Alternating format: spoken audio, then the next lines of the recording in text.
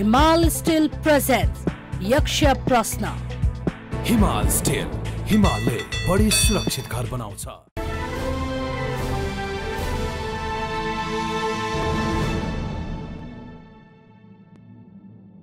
नमस्कार, यक्ष प्रश्नमा तपाईलाई हार्दिक स्वागत छ। म राजेन्द्र मानिया। यक्ष प्रश्नलाई प्रायोजन गरेको छ हिमाल स्टिलले। आज यक्ष प्रश्न सोध्छौं विष्णु रिमाललाई।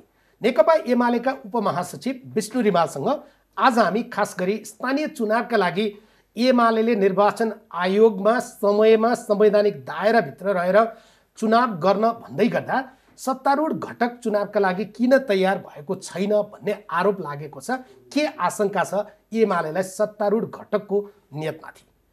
यो बीचमा भारतले स्पष्ट रूपमा आफ्नो सीमा सम्बन्धी अवधारणा विगतकै रहेको भनेको छ। एमाले त्यति बेलाको नेकपा नेतृत्वको सरकारको बेलामा राष्ट्रिय सहमति बनाएर हामीले लिपु लिम्पियाधुरा र कालापानी सहितको नक्सा, जसको नाम चुच्चे नक्सा भन्ने गरिएको छ, त्यो नक्सा हामीले सार्वजनिक गरेका छौँ। त्यो भूमि फिर्ता भएको छैन। भारत आधिकारिक र औपचारिक रूपमा भन्छ त्यो हाम्रो भूमि हो। त्यसका लागि सरकारले के गर्नुपर्छ? नेकपा एमालेको औपचारिक धारणा के हो? एमालेले आफ्नो महाधिवेशन सम्पन्न गरेको छ र महाधिवेशन सम्पन्न गरिसक्दा पनि एमाले संसद खुलाउने विषयमा अहिले पनि जाएको त्यही छ। खास गरी समाजवादीका 14 जना सांसदहरूलाई सभामुख अग्नि सापकोटाले उनीहरूको सांसद पद जोगाइदिएको एमालेको आरोप छ, ठम्याइ छ। त्यही कारण विगतको 57 दिनको संसद अवरोधको आफ्नै कीर्तिमान एमाले भङ्ग गर्ने ठाउँमा छ। एमालेले संसद अवरोध गरेकै कारण कतै जनताका मुद्दाहरू मुखरित हुने स्थान आज बन्धक बनिरहेको त छैन? यो पनि प्रश्न छ। सँगै एमाले नेतृत्वले उपाध्यक्ष सुभाष नेमाङको नेतृत्वमा प्रधानमन्त्रीलाई कोरोना कालमा किन काम नगरेको, जनतालाई खोप किन नदिएको, कोरोनाबाट जनता जोगाउनका लागि सरकार किन यति उदासीन भनेर जे प्रश्न सोधिएको छ, यो प्रश्न हिजो एमालेलाई पनि सोधिएको थियो, नेकपालाई पनि सोधिएको थियो। आफू हुँदा सबै रामराज्य अनि आफूले छोडे पछाडि चाहिँ गल्ती नै, कमजोरी नै मात्रै देख्ने हो त? यिनै प्रश्नको सेरोफेरोमा 100 प्रश्न सोध्छौँ विष्णु रिमाललाई। स्वागत छ कार्यक्रममा। धन्यवाद। नमस्कार। नेकपा एमालेमाथि चाहिँ एउटा आरोप अहिले फेरि के सुरु भएको छ भने आफू हुँदा चाहिँ सबै रामराज्य देख्ने, मैले माडीको राम भने होइन, रामराज्य, अनि आफूले छोडे पछाडि सबै खत्तम देख्ने।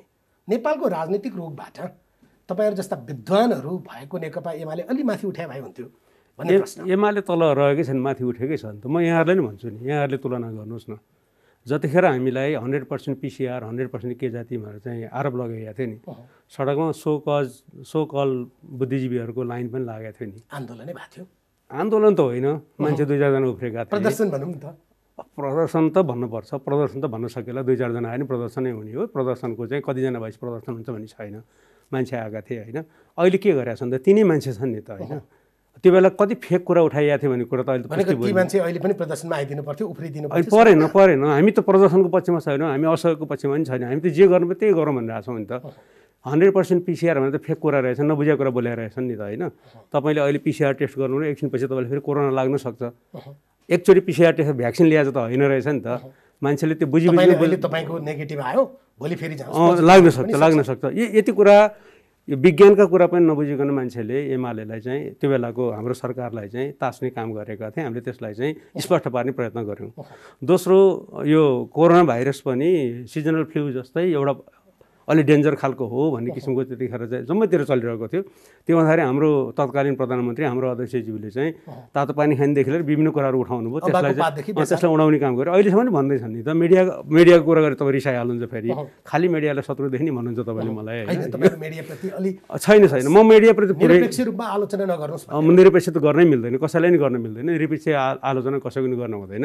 अहिले पनि ओलीको ठट्टा र अनि शेरबहादुर के जाति भनेर आएको मैले देख्छु कि शेरबहादुरजीले काम गर्न सक्नु भएन माननीय प्रधानमन्त्रीले भने उहाँलाई भन्न पऱ्यो नि, अरूलाई तान्ने किन भन्ने लाग्छ हामीलाई। हामीले त्यतिखेर खोपको लागि मेहनत गऱ्यौँ। खोप प्राप्त गर्न कति गाह्रो थियो त्यो बेला, तपाईँहरू जस्तो विद्वान साथीहरूलाई थाहा नै छ त्यसमा होइन। तैपनि अब नेपाल चाहिँ दक्षिण एसियामा भारतपछि पहिलो मुलुक हो खोप दिने। हामीले आफ्नो गच्छेअनुसार खोप दिलाउने काम गऱ्यौँ र प्राप्त खोपलाई चाहिँ स्टक नराख्ने गरी नै काम गरेका थियौँ। अहिले खोप त स्टकमा छ, खोप त डेलिभरी भइरहेको छैन। अहिले हामी 12 गते हुने राष्ट्रिय सभाकै चुनावमा चाहिँ पूर्ण खोप लगाएको हुनुपर्छ प्रोटोकल बनाएको छ निर्वाचन आयोगले पनि। त्यो मात्र होइन, माघको दोस्रो हप्ताबाट त सार्वजनिक सेवा लिनका लागि तपाईँसँग खोप कार्ड चाहिन्छ भनिएको छ। तर त्यसको लागि चाहिँ प्रयत्न चाहिँ सरकारले गर्नु, त्यो सरकारले गर्न सक्ने काम हो नि त। फ्रन्टलाइनमा रहने कर्मचारीहरू काम गर्न तयार हुनुहुन्छ, सुरक्षा निकाय काम गर्न तयार छ, मेडिकल पर्सनालिटिजहरू काम गर्न तयार हुनुहुन्छ। खोप थापेर मान्छेहरू बसेका छन्। हाम्रो मुलुकमा त अमेरिकामा जस्तो, भारतको कुनै सहरमा जस्तो खोप लिन भाग्ने मान्छे त कोही पनि छैन नि। आऊ भन्दा जम्मै आउँछन्, लाइन लागिरहेका छन्। यो किन नगरेको? हाम्रो त चिन्ता त्यति मात्रै हो। अहिले त बुझियो के भन्दाखेरि कोरोनाको सन्दर्भमा खोप लगाएपछि बढी सुरक्षित हुँदो रहेछ। तैपनि त्यसको चाहिँ नाजुकता छँदैछ। हो तर क्षति कम हुन्छ। मान्छेलाई स्वास्थ्य जटिलता त आउँछ, तर साह्रै जटिल बनाउँदैन भनेपछि जोगाउने बाटो त त्यो नै रहेछ भन्ने बुझिसकेपछि त्यो चाहिँ किन नगरेको हाम्रो जिज्ञासा त्यति मात्रै हो। तर तपाईँहरूमाथिको आरोप आक्रोश या यति बेला मानिसहरूले खिसी टिउरी गरे चाहिँ तिम्रा पालामा खास गरी केपी ओली नेतृत्वको सरकारको नेकपा भनौँ या एमालेको त्यो सरकारको बेलामा तिमीले चाहिँ के गरेका थियौ? हामीले त जोगायौँ नि। जो कारणबाट तिमी सरकारलाई अहिले सरकारलाई गर भन्ने त एउटा कुरा हो। तुलनै गरौँ न राजेन्द्रजी, यसमै तुलना गरौँ न। हामीले त त्यत्रो असहयोग र त्यत्रो चाहिँ दबावको बावजुद, त्यत्रो विरोधको बावजुद काम त गऱ्यौँ नि त, होइन? म त्यही स्पष्ट पार्न खोज्दै गर्नु भएन भन्ने छ। त्यो त अब के लाग्छ र ओर्नी ओढेर चाहिँ मैले देखिनँ भनेर कोही भन्छ भने त त्यसमा मेरो भन्नु केही पनि छैन। त्यो तथ्य नै हो नि। खोप त तथ्य होइन र, खोप तथ्य हो। पहिलो चाहिँ अनि दिएको त हो नि। 1 करोड डोजभन्दा पहिले लगाइसकेका थियौँ हामीले। सरकार छोड त थिएन भन्नु त, झन्डै 30% लगाइसकेका थियौँ त हामीले।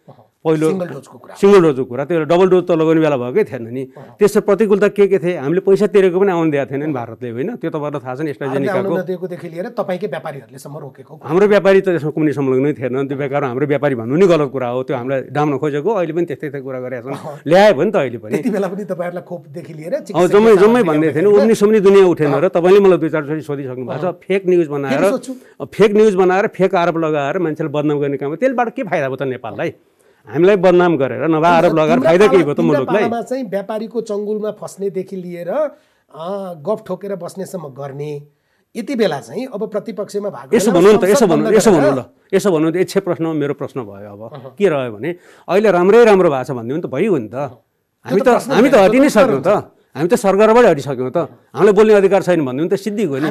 एमालेहरू किन डेलिगेसन जाने? आज रामराज्य छ, होइन म अहिले तपाईँको प्रश्नलाई जवाफ दिन खोजेको के आज एमालेहरू प्रश्न गर्न किन जाने? नजाऊ तिमीहरू, हामी जे मन लाग्छ त्यही गर्छौँ भन्ने हो नि त। एक स्टेप चाहिँ बाहिर एउटा स्टेटमेन्ट बाहिर निकाल्थ्यो, हामी चुप लगाएर बस्ने होला।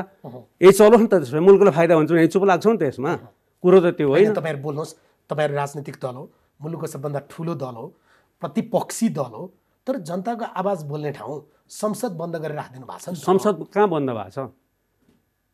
यो सरकारले गरेको रोकेको छ। मलाई बताउनु, तपाईँ एउटा स्पष्ट पार्नु होला। हाम्रो विरोध छ, हाम्रो भाषाको हाम्रो अवरोध होला।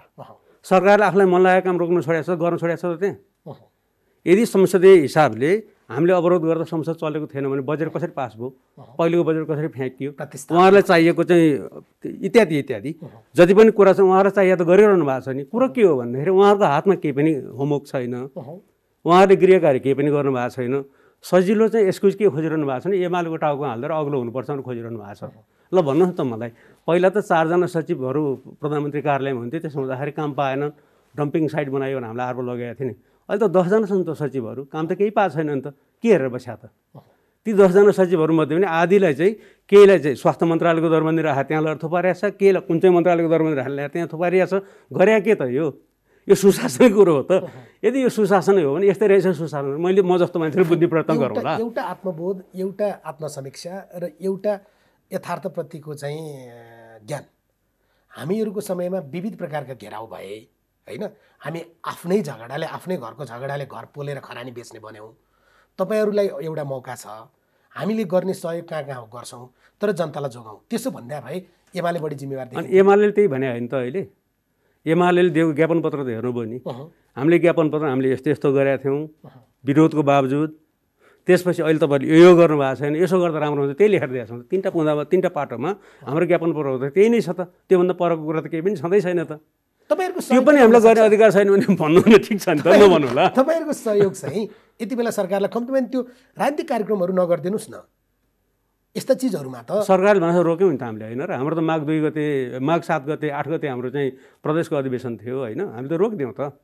सरकारले 25जनाभन्दा बढी जम्मा नहुने अहिले चाहिँ भिडभाड नगर भने हामीले रोक्दिउँ सिद्धियो। तर त्यो अगाडि पनि सरकारले भन्ने एउटा पाटो भयो, त्यो काङ्ग्रेसलाई पनि लाग्छ। म मात्रै एमालेको उपमहासचिव मेरो अगाडि भएर तपाईँलाई सोधिरहेको छु, हामी चाहिँ दोस्रो भेरिएन्ट अर्थात् डेल्टा पछाडि, डेल्टा सम्पूर्ण रूपमा सकिएको थिएन, तथापि यस्तो ढुक्कले नारायणी किनारमा मान्छे जम्मा गर्नेदेखि लिएर प्रदर्शनी मार्गमा मान्छे नाच्नेसम्म या प्रज्ञा भवनभित्र मान्छेले मुठी कस्नेसम्म यति ढुक्कले गरिदिउँ नि, होइन कहीँ कमजोरी भएछ है? नारायणीमा मान्छे जम्मा भए चाहिँ साह्रै नै बिजा छ जस्तो तपाईँलाई पनि होइन, त्यो चाहिँ होइन। मास्क लगाएर मान्छे जम्मा हुन पायो हुन्थ्यो। मास्क पनि लगाएको थिएँ, मै मास्क लगाएर गएको थिएँ, मै मास्क लगाएर गएको थिएँ। कतिपय जिल्लामा अहिले पनि मास्क लगाउँदैन मान्छेले, देखिया छ नि त। मलाई एउटा जिल्लाको सिडिओ साहबले फोन गरेर भन्दै हुनुहुन्थ्यो, जाँच्न जाउँ भने मान्छे आधीभन्दा बढी चाहिँ कोरोनाको सङ्क्रमित होलान् भन्ने लाग्छ, मास्क पनि लगाउँदैन भने नि मान्दैनन् भनेर भन्नुहुन्थ्यो। पुरानो चिन्जानको आधारले फोनमा कुरा गर्दाखेरि मानिसको स्वभाव त्यो छ। त्यसमा पनि एमाले चाहिँ चितवनमा चाहिँ महाधिवेशन गर्दा धेरै मान्छे ल्यायो भन्ने मनमा तुस राखेर प्रश्न सोध्नु त मिलेन नि। यसमा आउने त आउने भइहाल्यो त। तुसको प्रश्न छैन। मैले त्यहीसँग जोडिएको तपाईँले दुईटा शब्दलाई पनि सुन्नु पर्यो। प्रदर्शनी मार्गमा काङ्ग्रेसको महाधिवेशन थियो, अनि माओवादी केन्द्रको अन्तिममा भएको महाधिवेशन सम्मेलनै थियो, अन्तिममा भएको महाधिवेशन थियो प्रज्ञा भवनमा। त्यहाँ पनि हामीले यति धेरै मान्छेहरू जम्मा गर्ने कामहरू गऱ्यौँ। प्रश्न त त्यो हो, किन एमालेको मात्रै सुनेको, नारायणी मात्रै किन सुनेको? होइन, तपाईँले सुरु नारायणीबाट गर्नुभएको छ, त्यहीँबाट एमाले होइन, ठिकै छ, धन्यवाद यसको लागि। एमाले ठुलो दल हो, यो जिम्मेवारसँग मानिदिनु भयो, यसमा खुसी लाग्यो होइन। हामी जिम्मेवार व्यवहार व्यक्त गर्छौँ, केही छैन। अहिलेसम्म चाहिँ हामी काहीँ न काहीँ कमजोरीहरू गऱ्यौँ। कमजोरी भएको छ भने सच्याउनुपर्छ, कमजोरी भए नै छैन त म किन भन्छु र, कमजोरी त भइहाल्छ नि। अब दोस्रो चाहिँ चुनावमै मुख्य कुरा चाहिँ के हो भने प्रमुख पाटो के हो भन्ने बुझ्नुपर्छ हामीले। हाम्रो कमजोरी पाटो प्रमुख छ भनेदेखि त्यो आलोचनाको विषय भयो, उपलब्धिको पाटो चाहिँ प्रमुख हो भनेदेखि कमजोरी पाटो सच्याउने मात्र कुरा हुन जान्छ कि। मैले एमाले भएर भन्दाखेरि एमाले चलाएको सरकारको सन्दर्भमा उठेको क्वेसन, मेरो ग्रिमान्सेस त नभनौँ, मेरो टिप्पणी के मात्रै हो भन्दाखेरि चाहिँ एमाले गरेका सकारात्मक पक्षलाई चाहिँ ओझेलमा पार्ने काम गरियो, त्यसलाई चाहिँ टिप्पणी नै गरियो, उठाउनै चाहिएन। र त्यसपछि गएपछि एमालेको तर्फबाट भएको कमजोरीलाई चाहिँ त्यसलाई बढी नै प्रचारित गर्ने काम गर्यो, यो चाहिँ न्याय भयो। यति मात्रै। तपाईँहरूसँग त इतिहासको 2015 साल पछाडिको इतिहासको सबभन्दा सुन्दर अवसर थियो भने त्यो अवसरमा चाहिँ तपाईँहरू भत्तेरकुडी खेल्ने, अनि अहिले चाहिँ प्रश्न उठ्यो भने त कहाँ रिसाउन पाइन्छ त? होइन, त्यसमा रिसाएको कुरा होइन नि त, त्यसमा त ऱ्यासनल हुनु पऱ्यो नि त। हाम्रो पार्टीमा मात्रै भयो, सबै पार्टीमा भएको छ, गर्न त नसक्या हो नि त। कुन चाहिँ प्रसङ्गमा जाउँ, यो 1 2 3 4 गरेर जाउँ, यो चाहिँ गर्न सकेन भनेर एउटा थिर सरकार दिन सक्यौँ हामीले। फेरि सरकार दिन सकिएन, किन भन्दाखेरि पार्टी नै टुक्रियो। ठिक छ, 5 वर्षसम्म हामीले त्यसमा यो ब्ल्याङ्केटको कुरा नगरौँ न, तपाईँ केसवाइज आउनुहोस्, केसवाइज आउनुहोस् न। त्यो थिर सरकार दिन हाम्रो मात्रै कमजोरी थिएन, तपाईँले देखेर मलाई अहिले तपाईँले अहिले मलाई केही प्रश्न सोध्नु खोज्नु प्रमुख राजनीतिक सल्लाहकार पनि हो तपाईँ, त्यस हिसाबले तपाईँ सही मानिस सही ठाउँमा 100 प्रश्नको जवाफ दिन हुनुहुन्छ। थिर सरकार दिन सकिएन, त्यो कमजोरी भयो होइन त? सरकार स्थिरता हुन सकेन, ठिक सकेन होइन त? त्यो बिचमा कोभिडको जुन प्रकारको महामारी आयो, 2वटा भेरिएन्ट करिब करिब तपाईँहरू सरकारमा हुँदा थियो। म 2टा कुरा गर्छु यसमा है, फेरि तपाईँले विषयान्तर गऱ्यो भनेर चाहिँ नभन्नुहोस्। ठिक छ। जुन तरिकाले मिडियाबाजी गरेर, फेरि मिडियाबाजी भन्ने शब्द प्रयोग गर्छु, महाकालीमा मान्छे हम्फाल्न लगाएर ओपन बोर्डर गरेर मान्छेले जबरजस्ती चेक पनि गर्न नसके हुलेर जुन तरिकाले एउटा मिहान सुरु गरियो नि, भद्रगोल सुरु गर्ने प्रयत्न गरियो नि, त्यसको बिचमा हामीले गरेको प्रयत्नहरूलाई चाहिँ मूल्याङ्कन गर्नुपर्ने हो कि भएन भनेर चाहिँ निष्कर्ष निकाल्ने भन्नुहोस् त मलाई। हटस्पट रहेको मिनी प्रदेश म्यानेज गरिएन, ठिक छ। त्यतिखेर दोस्रो अर्को प्रश्न, म यहाँ अर्को प्रश्न जोड्छु कि तपाईँले नि अलिक क्लियर गर्नुपर्ने भयो, प्रसङ्ग नजोडिकन बोल्दा त बिग्रिन्छ कि, गलत अर्थ लाग्छ। तपाईँ हामीलाई त हेरिरहेको छ नि त दर्शकहरूले होइन, लाखौँ दर्शकले हेर्नुहुन्छ, गलत कुरा गयो भने त राम्रो हुँदैन। हामीलाई सुरुदेखि नै के गरेर डिरेल गर्ने प्रयत्न गरियो भन्दाखेरि 7 दिनको लागि लकडाउन हो त, पहिलो सुरुको लकडाउन गर्दा दाल भात मार्नुपर्छ भनेर चाहिँ तमासा गरिएन र यो चाहिँ कुनै चाहिँ दैवी प्रकोप लाए जस्तो होइन, बाढी पहिरो भुइँचालोले गए बेला जस्तो एक छाक भात खुवाएर हुने कुरा रहेछ र यो त रहेन नि त। इकोनोमी चौपट हुन्थ्यो अर्कै कुरा हो, तर मान्छे त बाहिर निकाल्नु हुँदो रहेछ, दाल भात बाँडेर झन् बनिरहेछ, त्यस्तो गरिएन, खै भात खुवाएको भनेर उफारिएन र। यो नबुझिकन तमासा गर्ने जुन काम गरियो नि, त्यसले सिर्जना गरेको अप्ठ्यारोलाई चाहिँ एकातिर राखेर सरकारले काम गरेन, तिमीहरूले के गरेको थियौ, त त सल्लाहकारै थिए, झन् के गरे भनेर चाहिँ तपाईँले यच्छे प्रश्न गर्न थाल्नुभयो भने त यो यस्तै प्रश्नलाई जवाफ पनि कुन दिनु भन्ने जस्तो लाग्यो कि मलाई। त्यो भएर भनेको तपाईँहरूले कोरोनाको 2 पटकको सङ्क्रमणको बेलामा जति गर्नु पर्थ्यो, तपाईँले भन्नुभएको छ आन्तरिक प्रकारको खटपट भयो होइन, मुलुकको अर्थतन्त्रको एउटा सीमितता छ, नेपालमा खोप बन्दैन, किनेर अनुदानमै ल्याउने हो, यो सबै अवस्थामा पनि सक्ने जति गर्न सकिएन छ। सक्ने जति गरियो त्योभन्दा बढी एक्सपेक्टेसन जनताको पनि थियो, हाम्रो पनि थियो। ठिकै हो, त्यो चाहिँ लकडाउन यसरी भनौँ। किनभने नि खोपको अपेक्षा हामीले जति गर्न सक्छौँ त्यति गरेको हो। मलाई लाग्छ त्यति छोटो समयमा जति लाख करोड डोज हामीले ल्यायौँ नि, त्यो डोज ल्याउनु साह्रै गाह्रो कुरा थियो। अहिले डोज आउनु गाह्रो छैन, अहिले अलि उपलब्धता बढी छ। त्यो बेला आएको पनि नबाडेर सिरिन्ज त्यो अर्को पाटो भयो। म त्यसमा आलोचना किन गरिरहँ, त्यो हेरै भइहाल्यो होइन।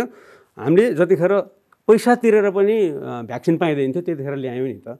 यो कुरो चाहिँ ठुलो कुरो हो भन्ने लाग्छ मलाई। त्यसलाई त्यही हिसाबले आज सहज भएको अवस्थामा तर त्यसमा पनि कमिसन खानुभयो भने यही त आरोप त जे लगाए पनि हुन्छ नि। हाम्रो त भुँडी नै त कमिसनले टाँसिया भन्दै पनि भइहाल्यो नि। तपाईँको कपाल सेतो भए चाहिँ हिउँले गर्दा, हाम्रो कपाल सेतो भए कमिसनले गर्दा भन्दै नि भयो। यसमा केही ठुलो कुरा रहेन। यो चाहिँ ऱ्यासनल कुरा हुनुपर्छ होइन।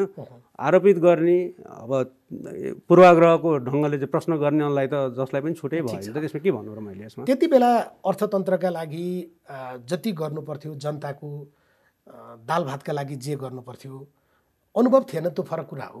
हतारमा आयो त्यो फरक कुरा हो। हाम्रो खल्तीमा जे पैसा थियो, खल्तीमा भएको पैसाबाट गर्न सक्ने त्यहाँभन्दा बढी हुन सक्दैन जस्तो मलाई लाग्छ। तर गरिब जनतालाई अहिले पूरक बजेटै ल्याएर 10,000 का दरले भने बाँडिदिनु भयो अहिले अर्थमन्त्रीले। अहिले त गर्ने नि त्यही हो, बाँड्ने मात्रै त हो नि, गर्ने केही पनि होइन नि त। त्यो तपाईँ कुन चाहिँ गरिब जनताले पाएको हिसाब गर्नु होला। 6 महिनापछि म अहिले केही पनि भन्दिनँ, 6 महिनापछि तपाईँ सर्च गर्नुहोस्, उहाँहरूसित तथ्य माग्नुहोस्, कसलाई बाँड्नु भएको छ थाहा पाइहाल्नुहुन्छ नि। म के पनि टिप्पणी गर्न चाहन्न कि होइन कसलाई बाँड्नु भएको छ हेर्नुहोस्, कुन रेकर्डेड छ त, रेकर्डेड कुन छ त, कुन चाहिँ गरिब भनेको के हो त, कुन चाहिँ विवरणबाट निकाल्नुहुन्छ तपाईँले भन्नुहोस् त। गरिबको चाहिँ परिभाषा छैन त। विकास काम रोकिएको छ, हामीलाई त पहिला विकासको काम रोक्यो भनेर जात्रा गरे होइन र, अहिले त विकासको त खुइ काटिया छ त, देखिया छ नि त तमासा। म नाम लिनु, तपाईँले सुन्नुहोस् है। एउटा प्रोजेक्ट सम्भवतः लुम्बिनी प्रदेशमा जोडिएको प्रोजेक्ट होला, त्यो प्रोजेक्टमा चाहिँ एडिबीले पैसा दिन्छ भने चाहिँदैन भनेर लेखेर पठाएको छ अहिलेको सरकारले। त्यो म त सुन्दैछु। अब अहिले स्वास्थ्य महामारी यस्तो छ, हामीले 5 बेडदेखि 15 बेडसम्मको लागि चाहिँ बजेटै विन्यास गरिदिएको भने स्थानीय तहमै पठाइदिएको पैसा, यहाँबाट गर्दा ढिलो होला भनेर सिधै स्थानीय तहमा पैसा पठाइदिएको, त्यो काटिएको छ, रोकिएको छ भने सुनिरहेको छु मैले। त्यो हुने नै काम गरेका छौँ त। मार्ग या तपाईँहरूको बेलामा उद्घाटन गरिएका कैयन कार्यक्रमहरू रोकिए, ठिकै छ। त्यो रोकिएको कुरा त अब तपाईँले देख्नु भएको छ, मैले धेरै भन्न चाहन्न। म अहिले स्वास्थ्यको मात्रै भन्न चाहन्छु कि अरू त पूर्वाग्रह भयो होला। ल स्ट्राटेजिक सडक हामीले चाहिँ भोट बटाउनलाई गऱ्यो भने आरोप लगाउनु होला। अनि डिपिआर थिएन, दुनियाँ तमासाको कुरा सुन्दैछु म अहिले। त्यतिकै हामी पनि त्यति लाटा त थिएनौँ होला नि। काम अहिले फेरि म के चाहिँ भन्न चाहिरहेको छैन भने यो सरकारले काम गरेन भन्नु भनेर तपाईँ मलाई नभन्नु। एउटा तपाईँ र म दुई ध्रुवमा यहाँनिर उभिएर कुरा के नगरौँ भन्ने मेरो आग्रह हो भने हामी यो सरकारले राम्रो गर्यो भन्ने पक्षमा, तपाईहरू चाहिँ हाम्रो सरकारले राम्रो गरेको थियो भन्ने पक्षमा रह्यो भने सम्भवतः होइन। यो सरकारको बारेमा त काम पनि होइन, यो सरकारको बारेमा के काम गरेर मलाई सोध्दै नसोध्नु भन्दैछु मैले। तपाईँ सरकारको बारेमा किनभने नि यो सरकार त काम गर्न आएकै हो नि, म त्यसमा बहसै गर्न चाहन्न। के गर्न आएको यो सरकार? यो त त्यत्तिकै आएको सरकार हो, यतिकै अकुपाई गरेको छ यसले कानुनी हिसाबले जोगाउन, संविधान जोगाउन। अब तपाईँ अब ल ठिक्क आउनुहोस् न त। अब प्रतिगमन जोगाउने सरकारले, यो सरकारले चुनाव गराउँछै गराउँ, तपाईँ त्यही प्रश्न आउनु खोज्दै हुनुहुन्थ्यो होइन। निर्वाचन आयोगले अब समयका हिसाबले हेर्ने भने सामान्य हिसाबले हेर्दा जनप्रतिनिधिको जो समय बाँकी छ त्यो अर्थमा 120 दिनलाई हामीले एउटा कट अफ लाइन मान्ने हो भने हामीले मिति तोकेर निर्वाचनका कामहरू गर्नु पर्थ्यो। निर्वाचन आयोगको इन्टेन्सन र सत्तारूढ घटकका नेताहरूको इन्टेन्सन के रहेछ? निर्वाचन आयोगले अहिलेको कानुनी व्यवस्था के छ अनि त्यसपछि संवैधानिक व्यवस्था के छ त्यसको एउटा फेरिस्त उतार गरेको थियो। उसले प्रेजेन्टेसन नै त्यही गर्यो। सँगसँगै उसले सरकारलाई के भन्यो, के सुझाव दियो त्यो पनि बतायो। 3टा विषयमा निर्वाचन आयोगले कुरा गरेको थियो। एउटा चाहिँ राष्ट्रिय सभाको चुनावको तयारीको बारेमा उसले ब्रिफ गर्यो। त्यो त मुखमै छ, मुखमै छ, 12 गते नै छ। अनि उहाँहरूले भन्नुभयो के भन्दाखेरि निर्वाचन आयुक्तज्यूहरूले भन्दाखेरि हामीले चाहिँ यो स्वास्थ्य प्रोटोकल पालना गरेर मात्रै निर्वाचन गर्नुपर्छ, यस्तो गरेका छौँ भनेर चाहिँ उहाँहरूले विवरण राख्नुभयो, 4-5 वटा बुझाएर राख्नुभयो। दोस्रो भोटर लिस्टको कुरा गर्नुभयो। 18 वर्ष नआएका मान्छे भोटर लिस्टमा काउन्ट हुनुपर्ने, जहाँ जुन ठाउँमा भयो भने त्यहीँबाट उनीहरूले आफूलाई लिस्टिङ गर्न पाउनुपर्ने र भोट हाल्न आफ्नो जिल्लामा जानुपर्ने व्यवस्था मिलाएको छौँ। यसको लागि एउटा कट अफ डेट चाहिन्छ। यदि स्थानीय तहको चुनाव घोषणा भयो भने त्योभन्दा अघिल्लो दिनसम्म इनरोल गर्न पाइन्छ भने हाम्रो प्रस्ताव छ। तपाईँको राय के छ? उहाँहरूको सुझाव प्रश्न त्यो थियो, हामी सुझाव त्यो माग्नु भएको थियो। तेस्रो विषय उहाँहरूले स्थानीय तहको निर्वाचनको सन्दर्भमा कानुनको संविधानको व्यवस्था के हो, कानुनको व्यवस्था के हो भन्ने कुरा विवरण राख्नुभयो। विवरणमा उहाँहरूले 3-4 वटा विषयहरूलाई चाहिँ एक ठाउँ राख्नु। एउटा चाहिँ यो कार्यकारिणीको हो भन्ने सन्दर्भमा संविधानले व्याख्या गरेको कुरा धारा नै कोट गर्नुभएको छ उहाँहरूले। दोस्रो पदावधिको सन्दर्भमा राख्नु भएको छ होइन, पदावधि कतिसम्म हुन्छ भन्ने कुरो। तेस्रो चाहिँ भनेको चाहिँ पदरिक्तता हुन्छ कि हुँदैन, भयो भने के गर्ने भन्ने राख्नु भएको छ। चौथो चाहिँ भनेको विकल्प छ कि छैन, यदि पदरिक्त हो भने विकल्प छ कि छैन, यिनै विषय उहाँहरूले जोड्नु भएको थियो। र त्यसको निष्कर्षमा उहाँहरूको के थियो भन्दाखेरि स्थानीय तहलाई खाली राख्ने चाहिँ विकल्प चाहिँ हामीलाई अहिले संविधानले चाहिँ अनुमति दिएको छैन। सङ्घीय प्रणालीमा चाहिँ कुनै पनि तहको कार्यकारिणी चाहे त्यो सङ्घको होस् चाहे त्यो प्रदेशको होस् अविच्छिन्न हुनुपर्छ। त्यो चाहिँ खाली राख्नै पाइँदैन र त्यसले गर्ने काम चाहिँ अर्काले गर्न नै मिल्दैन, म्याद थप्न नि मिल्दैन र अर्कालाई चाहिँ जिम्मा दिन नि मिल्दैन। यो स्थिति छ। यस्तोमा चुनाव नगर्ने हो भने, चुनावको चाहिँ समय तय नगर्ने हो भनेदेखि, चुनाव नगर्ने हो भने चाहिँ यसले लोकतन्त्रलाई के असर पार्छ, सरकारले के बदनाम गर्छ। उहाँहरूले सरकारकै पक्षबाट लेख्नु भएको थियो अहिलेको सरकारले के असर पर्छ होला, नराम्रो के हुन्छ होला, त्यो पनि विवरण राख्नु 10वटा पोइन्ट राख्नु भएको छ, 10-11वटा पोइन्ट उहाँहरूले त्यो राख्नु भएको थियो। र विकल्प के हो भन्दा उहाँहरूले विकल्पमा चाहिँ चुनावै हो, त्यो बाहेक अरू विकल्प छैन भनेर राख्नु भएको थियो। त्यसो गर्न सकिँदैन त चुनाव भन्ने सन्दर्भमा उहाँहरूले सरकारसित गरेको सल्लाह अनुसार हामीले एक चरणमा चुनाव गर्ने हो भने जेठ 14 गते वैशाख 14 गते गरौँ 79 सालको, 2 चरण गर्नुपर्छ भनेर जानियो भने यदि सरकारले सुरक्षा दिन सक्दिन भन्ने कुरा गर्छ भने 2 चरण गर्ने हो भने 14 गते र 22 गते वैशाखमा गरेर जाने। यदि 14 गते र पहिलो चाहिँ निर्वाचन मान्ने हो भने हामीसित 120 दिन अब घटी भयो। हामीले त्यहाँबाट काउन्ट गरेर 120 दिन भनेको थियौँ। 100 दिनभित्र हुने गरी एडजस्ट गरियोस्। एकै चरणमा गर्ने भने त अझै पनि 120 दिनको ठाउँमा हामी म्यानेज गर्न सक्छौँ। त्यो हाम्रो तर्क छ। यो हिसाबले हामीले राखेका छौँ। तपाईँहरूको राय के हो भन्ने उहाँहरूको भनाइ थियो। निर्वाचन आयोगले जम्मा प्लेनली आफ्नो प्रेजेन्टेसन गर्यो। त्यसमा मैले आफ्नो पार्टीको तर्फबाट चाहिँ भनेको कुरा के हो भने प्रस्तुति कम्प्रिहेन्सिभ छ, तपाईँहरूले राम्रोसँग गर्नुभएछ, जम्मै विवरण ठिक छ। त्यस कारणले गर्दा निर्वाचन आयोगले भने जस्तै हाम्रो दलको पनि बुझाइ के हो भने विकल्प छैन भन्ने नै हो हाम्रो बुझाइ पनि। स्थानीय तहमा खाली गर्ने अनुमति पनि छैन, किनभने त्यहाँ निर्वाचन आयोगले एउटा कुरा लेखाएको छ 72वटा सर्भिस चाहिँ स्थानीय तहले जनतालाई दिन्छ होइन। 72वटा चाहिँ काम छ उसले गर्नुपर्ने, त्यो अर्काले गर्न मिल्दैन। पहिलाको गाउँपालिका पहिलाको गाविस जस्तो होइन यो। पहिलाको गाविसमा त्यो त्यस्ता खालको अधिकारहरू थिएन, किनभने त्यो सरकार थिएन, त्यो विकासको युनिट मात्र थियो। यो चाहिँ विकासै हो। अहिले चाहिँ हामीले चाहिँ पहिलेको जस्तो भएर हेर्न नमिल्ने भएको कारणले गर्दा यसलाई यसरी लिएर जानुपर्छ भन्ने उहाँहरूको तर्क त्यसमा पनि राख्नु भएको थियो। त्यसमा हामीले सहमति जनायौँ। मैले आफ्नो दलको तर्फबाट सहमति जनाएँ र सँगसँगै मैले के भने अहिले विवादमा ल्याउन खोजेका विषय के छन्, सत्तारूढ गठबन्धनका केही दलका साथीहरू सबैलाई म भन्दिनँ, केहीले त्यहाँ उठाउनु भएको थियो कुरा। उहाँहरूको चाहिँ 2टा कुरा उठाइरहनु भएको थियो उहाँहरूले। यो चाहिँ संविधान र कानुन बाज्यो भन्ने उहाँहरूको तर्क थियो। कहाँनिर बाज्यो भन्दाखेरि उहाँले दफा संविधान धारा 225 र अनि यतातिर चाहिँ निर्वाचन ऐनको चाहिँ दफालाई जोडेर उहाँहरू बोल्दै हुनुहुन्थ्यो र त्यसमा चाहिँ एउटा पोइन्टलाई टेक्निकल पोइन्टलाई उहाँले समाउनु भएको थियो। यसको अवधि चाहिँ 5 वर्षको हुन्छ। जनप्रतिनिधिले निर्वाचनबाट 5 वर्ष अवधि पदावधि 5 वर्ष हुन्छ भन्ने 5 वर्ष शब्दलाई उहाँले सङ्घीय संसदको पनि उहाँहरूले त्यही दल होइन 5 वर्ष भनेर भन्नुभयो उहाँहरूले होइन। अनि त्यसपछि अर्को चाहिँ उहाँहरूले उठाउनु भएको विषय के थियो भन्दाखेरि 3 चरण चुनाव भएको थियो अनि लास्ट चरणको चाहिँ हिसाबले हेर्दा असोजतिर पुग्छ, असोजको 2 गते भन्ने उहाँहरूको तर्क थियो। त्यसमा निर्वाचन ऐनले चाहिँ के भनिदियो भन्दाखेरि निर्वाचन ऐनले चाहिँ ऐनहरू कानुनहरू मैले आफ्नो कुरा पनि राखेको थिएँ। ऐन कानुनहरू भनेको चाहिँ एउटा मात्र दफा हेरेर हुँदैन। संविधानका पनि विभिन्न धारा उपधारा कनेक्टेड हुन्छन्, त्यसलाई जोडेर हेर्नु पर्यो होइन। 5 वर्ष हुन्छन् भनेपछि 5 वर्ष नगर्नु पाइँदैन भन्ने बुझ्नु पर्यो। जस्तो तपाईँले चाहिँ 220 संविधान धारा 220मा चाहिँ जिल्ला विकास समन्वय समितिको जिससको चाहिँ पदाधिकारी र सदस्यको अवधि 5 वर्ष हुन्छ भनेर भनेको छ। 5बाट 6 भनेको छैन। त्यो चाहिँ फेरि इन्डाइरेक्ट इलेक्सनबाट चुनिने हो। त्यो भनेपछि त्यसलाई छुने गरी अरू चाहिँ तहको चुनाव गर्नु पर्यो, किनभने त्यसको चुनाव त पालिकाका चाहिँ प्रतिनिधिहरूले गर्छन्। त्यो भनिसकेपछि निर्वाचन ऐन बनाउँदाखेरि 2 महिना अगाडि चुनाव गर्ने भनेको त्यसलाई हेरेर गरिएको थियो, त्यसलाई बिर्सनु भएन। एउटा कुरा त्यो हो। दोस्रो सङ्घीय व्यवस्थामा चाहिँ कुनै पनि कार्यकारिणीहरू पदरिक्त हुँदैनन् भनेको थियो, त्यसलाई मनमा राख्नु पर्यो, त्यसको आधारमा बोल्नु पर्यो। सँगसँगै कानुन बनाउनेले एउटा चाहिँ वाइज के व्यवस्था गरेर रहेछ भने यो चाहिँ सन्दर्भमा हामीले 3 चरणमा चुनाव गऱ्यौँ। कुनै पनि चरणमा चुनाव हुन्छ 1, 2, 3 पनि हुनसक्छ। त्यो बेला त्यो बेला 2 नम्बर डिस्टेबलाइजेसन भइरहेको थियो होइन। त्यो हुँदाखेरि चाहिँ अहिलेको सन्दर्भमा 74 सालको सन्दर्भमा चाहिँ पहिलो चरणमा चुनाव भएको अवधिलाई मानेर त्यसको 5-7 दिनभित्र अवधि सिद्धिने गरी काउन्ट गर्नुपर्छ भनेर कानुनमै लेखाएको थियो। भनेपछि अब निर्वाचन आयोगले त उल्लेख त कानुनी कुरा गर्नुभयो नि। अब यसलाई सिधी तपाईँले बनाउँदा नेकपा एमालेको धारणा चाहिँ असोज 2 जो अन्तिम तेस्रो चरण 3 चरणको चुनाव हुँदा स्थानीय पालिकाको असोज 2 गते थियो, त्यसलाई मान्ने होइन, वैशाखलाई मानेर जाउँ होइन। नेकपा एमाले कानुनमा जान्छ, कानुन र ऐनमा। कानुनले त लेखेकै छ त, त्यसले तपाईँहरूलाई वैशाखमै स्थानीय तहको चुनाव गर्नुपर्छ भन्ने अवस्था हो। त्यही लेखेकै त्यही छ त, ऐनमै त्यही लेखेको छ। निर्वाचन आयोगले पनि त्यही भन्यो। निर्वाचन आयोगले त्यही भन्यो होइन। बाहिर आएको विषय चाहिँ के थियो भने तपाईँले अलि बढी स्पष्ट, तपाईँ बैठकमा सहभागी भएको नेताको नाताले मैले सोधिरहेको छु। नेपाली कङ्ग्रेस मौन प्राय बस्यो, समाजवादी जसलाई तपाईँ पार्टी मान्नुहुन्न होइन, समाजवादी र माओवादी केन्द्र चाहिँ चुनाव चाहिँ अलिक पछाडि जाओस् भन्ने, अर्थात् एकैचोटि तिनै तहको चुनाव होस् भन्ने ठाउँमा रहेर उनीहरूले धारणा व्यक्त गरे। माओवादी र मानव नेपालको पार्टीका मान्छेहरूले सारमा भनेको गन्जागोल कुरा के थियो भने चुनाव नगरौँ भन्ने नै थियो। किनभने उहाँहरू चुनाव नगरौँ कि पछि गरौँ त्यो भने त नगरौँ भने त हो नि, ऐन कानुन मिचौँ भने हो।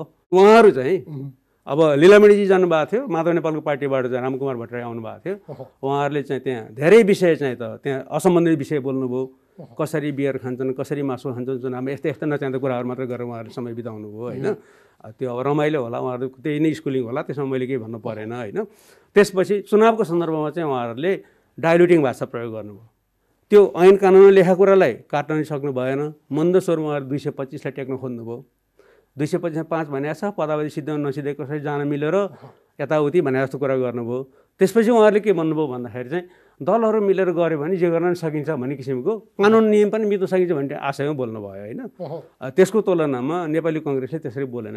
नेपाली कङ्ग्रेसको प्रतिनिधिले राम्रैसँग तयार गर्नुभएको रहेछ, यो ठिक छ तपाईँहरूले लेख्नु भएको, सरकारले नै जानकारी गराउनुहोस्, कानुन अनुसार नै चुनाव गर्नुपर्छ, त्यही नै बोल्यो काङ्ग्रेसले। काङ्ग्रेसले बोलेको कुरामा मेरो असहमति त्यस कारणले छैन, किनभने गर्नुपर्छ त भन्यो नि त। अब त्यो कङ्ग्रेस मात्र त अहिले सरकारमा छैन, हामीले भन्ने गरे परमादेशी सरकार पर्यो होइन। परमादेशभित्र धेरै चिज छन् त्यहाँ होइन, परमादेशी सरकारभित्र त एउटा मात्रै देशी छैन नि त, धेरै देशी छन् त्यहाँ। त्यस कारण अरूहरूको मत भने त विभिन्न तर्क कुतर्क निकालेर चुनाव भाँड्ने नै छ भनेको। तपाईँको निष्कर्ष चाहिँ के भन्यो त्यो दिनको संवाद सुनेपछि या उहाँहरूको तर्क सुनेपछि भने गठबन्धन सरकार चुनाव गर्ने मुडमा छैन भने पर्यो मलाई। अनि मैले 2-3वटा कुरा आफ्नो मनमा जोडेँ। यो चाहिँ मेरो आशंका हो।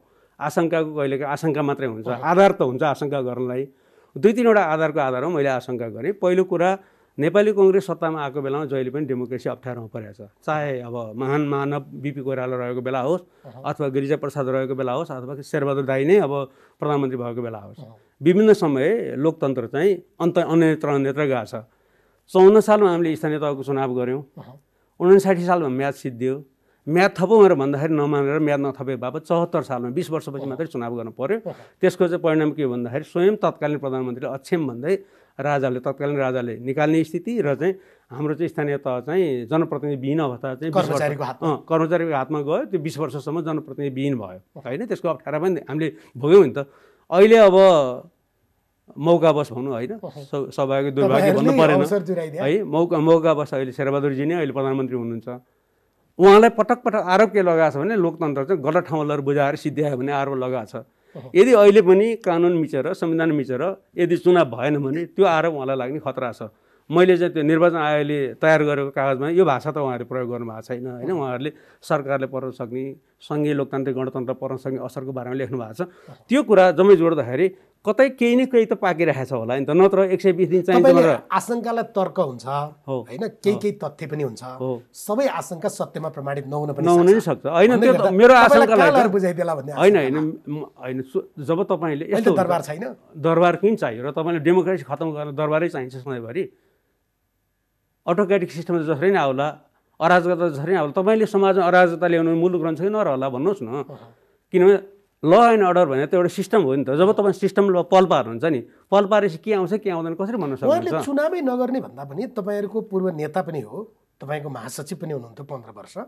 अहिले तपाईँहरूले दलका रूपमा मान्यता, सांसदका रूपमा मान्यता दिन नमानेको माधव कुमार नेपालको एकीकृत समाजवादी होइन, उहाँले चाहिँ 3वटै चुनाव एकैचोटि गरौँ खर्चका हिसाबले पनि कानुन छ त, कानुन र संविधान छ भने केही छैन। ल ठिकै छ नि त, वैशाखको 14 गते गरौँ 3टै चुनाव, हामीले के आपत्ति भयो र त्यो? हामीले त चुनाव नगरौँ भनेको अहिले तपाईँले के बुझ्नु होइन? यही हो कि अब यहाँनिर जाली कुरा यहाँनिर नै छ। तपाईँको एउटाको अवधि सिद्धिन्छ त्यसलाई तानेर लिएर जाने जसमा म्यादै थप्न मिल्दैन। अनि नभएको चाहिँ तपाईँले घाँस देखाएर हुन्छ र हुँदैन नि त। मिल्दो कुरा गर्नु पऱ्यो नि। कानुन मित्ने कि नमित्ने त? हामीले त हाम्रो बुझाएको कानुन अनुसार चाहिँ संसद विघटन गर्दैन प्रतिगामी भनेर आरोप खेप्यौँ नि त। उहाँहरू त हुँदो खाँदो कानुन मित्न खोज्दै हुनुहुन्छ। ल ठिक छ, अहिले प्रस्ताव सरकारले ल्याउँछ वैशाख महिनाभित्र 3 तहको चुनाव एकैचोटि गर्ने भने हामीलाई त आपत्ति नै छैन। अहिले 2टा ट्रेन राजनीति एउटा म भन्न चाहन्छु, चुनाव एकै ठाउँमा गर्दा चाहिँ हामीलाई आपत्ति छैन नमान्ने हो। किनभने स्थानीय अघिल्लो चुनावको म्याद सिद्धिनु अगाडि सबभन्दा अघिल्लो जुन म्याद दिन्छन् त्योभन्दा अगाडि कानुनअनुसार चुनाव गर्ने भने हामीलाई आपत्ति नै भएन नि त्यो त। होइन, तपाईँले भन्नुभएको छ र हाम्रो एक्जिस्टिङ लले पनि त्यही भन्छ, 3टै चुनाव एकै ठाउँमा गर्ने हामीसँग प्रावधान छैन। यदि त्यो प्रावधान बनाएर मङ्सिरको सङ्घीय होइन, त्यसलाई प्रावधान चाहिँदैन, त्यसलाई प्रावधानै चाहिँदैन, त्यसलाई त यता तान्नु पर्यो नि, त्यसलाई तान्न सकिन्छ, सहमति त चाहियो। चाहियो। त्यसो गर्दा चाहिँ तपाईँहरू तयार? सहमति केमा चाहिँ हाम्रो हुनसक्छ भन्दाखेरि कानुन नमित्ने गरी सहमति गर्न चाहिँ सकिन्छ कि। त्यो भनेको अहिलेको स्थानीय तह चाहिँ भ्याकेन्ट नहुने गरी जाने भने हामीलाई आपत्ति भएन। अहिले 2टा ट्रेन छ के, एउटा ट्रेन एमाले नेतृत्व गर्छ, त्यसले के भन्छ भने जनादेश जरुरी छ, लोकतन्त्रमा जनादेश प्रमुख कुरा छिटो हो। चुनाव गरौँ, जनादेश चाहियो। जब जनादेश चाहिँ अहिलेको जनादेशले चाहिँ प्रतिनिधित्व गरिरहेको छैन भने, म्याच सिद्धिया छ, म्याच सिद्धिने क्रममा छ भने नयाँ जनादेशमा जाउँ भन्ने हाम्रो भनाइ हो। उहाँहरू कुनै पनि बाहनामा जनादेश नजाउँ भन्नेमा हुनुहुन्छ कि। यो बिचको बिट्विन द लाइन बुझ्नुहोस् न, अन्तर्वस्तु त्यहाँनिर छ कि। जेसुकै बाहनामा 5 वर्ष भनेको छ, खै 5 वर्ष पुग्या नपुगिकन गर्नुहुन्न स्थानीय तह भनेर भन्दाखेरि उहाँहरूले खाली राख्नुहुन्न भन्ने हिसाब गर्नुहुन्न कि उहाँहरू त्यो गर्नु। अहिले चाहिँ मुद्दा खेल्न जान्ने केही वकिलहरूलाई बोलाउन लगाइरहनु भएको, त्यो 225 वरिपरि बोलिरहनु वकिल साहबहरू कि। वकिलले त मुद्दै लड्ने त हो नि, त्यो उहाँहरूलाई त हामीले केही पनि भन्नु मिल्दैन कि। उसलाई थाहा छ, तर उहाँलाई थाहा छ, जोसुकै आए पनि आफ्नो पक्षमा डिफेन्डिङ लयर हो नि त वकिल भने त। उसको कामै डिफेन्डिङ लयर, पक्षको आए पनि पक्षको बिचमा लड्ने। न्यायाधीश त पक्ष र विपक्ष दिन अब त्यहाँ किन पुगिहाल्नु र अस्ति नै बोलिसकेको छु मैले तपाईँको आएर होइन। श्रीमानहरूको बारेमा धेरै नबोलु, श्रीमानहरूले आफ्नो हैसियत त देखाइसक्नु भयो नि। तपाईँहरूले चाहिँ फेरि कर्मचारी प्रशासनलाई स्थानीय तह जिम्मा दिने र जनप्रतिनिधिविहीन बनाउने षड्यन्त्रमा लागे यिनीहरू भन्ने तपाईँहरूमा कहीँ पढ्दै थिएँ। होइन, मेरो भनाइ, हामी एमालेहरूको भनाइ चाहिँ के हो भने गैर कानुनी काम गर्न खोजिँदैछ, जेसुकै नाममा होस्। हामी अब उहाँहरूको भाषामा है, गठबन्धनको भाषामा, उहाँहरू त गठबन्धनमा आएर जम्मै चुनाव लड्ने भन्नुभएको छ, सबै जितिन्छ, एमाले विहीन बनाइन्छ भन्नुभएको छ। ठिक छ नि त, त्यो टेस्ट गरेर हेऱ्यो भने भन्न चाहिँ एमाले विहीन गराउँछ भन्ने, अनि चुनाव चाहिँ भागी हिँड्ने, यो चाहिँ अनि हामीले काहीँ न काहीँ तादामेता देखिरहेको छैनौँ कि। लय मिलिरहेको देख्दिनँ यहाँ मैले, लय मिल्न पऱ्यो नि कुरा र भनाइ गराइमा त। लय तपाईँहरूलाई के देखाइदिने रे भने 12 गते चाहिँ तपाईँहरूलाई ट्रेलर देखाउने रे, एकीकृत समाजवादीको सचिवज्यू जो सरकारको शहरी विकास, होइन 12 गते के ट्रेलर देखाउने, 12 गते ट्रेलर देखाउने हो, पुरै फिल्म चाहिँ बिस्तारै देखाउँदै। होइन, त्यसमा के पनि जरुरी 12 गते त तपाईँहरूलाई क्लिन स्विपै भयो नि। होइन, 12 गते त के, त्यो तपाईँको पुरानो अर्काको चोरेको जनादेश होइन त्यो 12 गतेको। एमालेको सूर्य चिन्हमा चुनाव लडेकाहरू अहिले अन्त रुखु समातेर दौडिनेहरूको कुरा होइन र यो। त्यसमा भोट कति आउँछ थाहा छैन हामीलाई त, के देखाउनु पर्छ यो? पहिल्यै हुन्छ हिसाब, त्यसो पहिले हिसाब हुन्छ नि, किन त्यो इन्डाइरेक्ट भोट हो नि त। तपाईँले स्थानीय तहको चुनाव गरेपछि जीविसमा को आउँछ भने हिसाब गर्नुपर्छ र कुनै टाउको देखाउनुपर्छ र। उहाँहरूले यसो भन्नु, ठिक त्यस्तै हो कि उहाँहरूको भाषा बोले होइन। हामी 5 दलीय गठबन्धनका स्थानीय प्रमुख उपप्रमुख र प्रदेश सांसदहरूको मतबाट 12 गते जो जित्दैछौँ, यसैको उत्साहमा हामी मङ्सिरसम्मका चुनाव लड्ने हो, तिमी त एक्लो छौ। त्यो त थाहा छँदैछ त, उहाँहरूलाई अहिले के परिणाम आउँछ भने थाहा होला नि त होइन, 12 गते के आउँछ भन्ने कुरो तपाईँहरूलाई पनि थाहा छ। त्यो त मान्छे को हुनु थाहा छ, भोटर थाहा छ भने थाहा भइहाल्यो नि, ठुलो कुरा भएन यो कुनै ठुलो कुरै भएन। किन पुरानो जनमत जब चोरेर लिएर गइरहेछन् कसैले, हाम्रो खल्तीबाट के चोरियो त हामीलाई थाहा छ नि त। त्यस कारणले गर्दा त्यो त कुनै जनमतको प्रतिबिम्ब नै होइन नि, पुरानै जनमतको खण्डित गरिएको हो होइन। कङ्ग्रेसको त यति भोट आउनेवाला छ त, ल गैर कङ्ग्रेसको मोर्चाबाट जसले चुनाव लडे एकै ठाउँ भोट हाल्नु नि त, जसलाई भोट हाले पनि कङ्ग्रेसको एकजनाले जित्दैन नि त, कुरो त्यही हो नि। अब जब खण्डित गरेर गएपछि त्यसबाट आउने परिणाम के हो त हामीले बुझेकै छौँ। त्यसमा राष्ट्रिय सभामा काङ्ग्रेसलाई जे भएको थियो अहिले एमालेलाई हुनसक्छ, किनभने त्यो इन्डाइरेक्ट भोटको कुरा त्यही हो, त्यसमा कुनै ठुलो कुरा भएन क्या त्यो। त्यसलाई लिएर कुनै द्वन्द्व विभाजन पनि जरुरी छैन। कुरा चाहिँ तपाईँहरूको उत्साहमा पानी हाल्ने मेरो प्रश्नको आशय होइन, तर तपाईँहरूको उत्साह मैले नबुझे चाहिँ एमाले विभाजन भएको छ, विभाजन त भएको छ नि छ होइन, विभाजन भएको छ नि, अर्को पार्टी नै बनिएको छ। किन मेरो मुखबाट के बनाउनु खोज्नु भएको, पार्टी बनिएको छ नि अर्को, अनि माधव नेपाली पार्टी बनाउनु भएको छ, ठिक छ, ल अगाडि बढ्नुहोस् न, ल ठिक छ।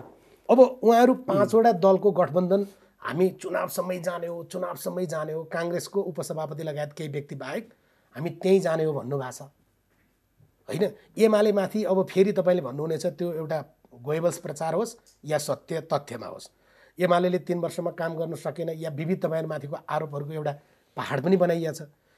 यस्तो हुँदा पनि तपाईँहरू चुनावमा जान सङ्गठनै सङ्गठित गर्ने दुईटा कुरा मैले पहिला पनि तपाईँको यो फोरममा आएर मैले बोलेको छु राजनीति है, अहिले पनि म त्यही कुरा दोहोऱ्याउँछु, सुन्नेहरूलाई चाहिँ कुरा दोहोऱ्याएले भन्नु पर्ला होइन। पहिलो कुरा एमाले विधिको पक्षमा छ, जुन हामीलाई आरोप लगाइन्छ नि विधिको विपक्षमा छ, र विधिको विपक्षमा रहनेहरूले विधिवादी भएर अहिले ठुला कुरा गरिरहेको छन्। माधव नेपाल होइन, विधि पद्धति दुनियाँ कुरा गर्ने, उहाँले विधि पद्धति मान्नुभयो त आफ्नो पार्टीको प्रधानमन्त्री ढालेर रुखको आगोसम्म पुग्नु होइन उहाँहरू। म त्यसमा धेरै जान चाहन्छु, किन बेकार टिप्पणी गरी यो भइसकेको कुरामा धेरै तिक्तता मोलेर ठुला नेतालाई गाली गरेर अग्लो हुँदैन कि। ठिकै छ, उहाँले आफ्नो गर्नुभयो, त्यसो परिणाम उहाँले भोग्नुहुन्छ, राम्रो भयो नराम्रो भयो मैले केही पनि भन्नु छैन यसमा होइन। त्यस कारणले गर्दा पहिलो कुरा हामी विधि स्थापित होस्, नियम कानुन लोकतन्त्रले फङ्सनिङ गर्न पाओस् भन्ने छौँ। त्यसैलाई हामीले जनमत भनिरहेको हो। त्यस कारणले गर्दाखेरि हामी परिणाम हाम्रो पछिमा के आउँछ भनेर चिन्तित छैनौँ कि हामी परिणाम जेसुकै आए पनि हामी लोकतन्त्रलाई जरामा उभ्याउनको लागि, जगमा उभ्याउनको लागि चुनाव हुनुपर्छ भन्ने एउटा तर्क हाम्रो यो। दलले हार्ने चुनाव त लड्दैन नि। दलले चुनाव हार्न सक्छ, सबै चुनाव जित्छ दलले। थाहा हुँदा सुन्नु, मेरो जम्मै कुरा सुन्नुदिनुहोस्। है तपाईँ मलाई लिन्छ नि। तपाईँलाई के परेको छ भने यिनीहरू चाहिँ चुनावमा जान नजानको लागि चुनाव गर्छन् भने परेको छ कि क्या हो कुनै त्यस्तो परेको छैन। सुन्नुहोस्, म भन्छु तपाईँलाई प्रदेश पहिलो कुरा जिल्ला अधिवेशन कहीँ बाँकी छ। तपाईँहरू त सङ्गठनलाई फेरि फागुन 23 पछाडि त एउटा आकार दिँदै हुनुहुन्छ नि त। हाम्रो सङ्गठन चिन्ता नलिनु, हाम्रो सङ्गठनले अब राम्रोसँग लय समाति सकेको छ। हाम्रो सङ्गठन हामी चलाइहाल्छौँ नि। पहिलो कुरा चाहिँ भनेको के हो भने हामी विधिलाई ठिक गर्न चाहन्छौँ। त्यस कारणले गर्दा विधिलाई ठिक ट्र्याकमा हिँडाउनलाई, कानुन अनुसार हिँड्नको लागि चुनाव भनिरहेका छौँ। दोस्रो कुरा, हामीलाई के आतङ्क छैन भने नि यो आजको मात्रै कुरा होइन के।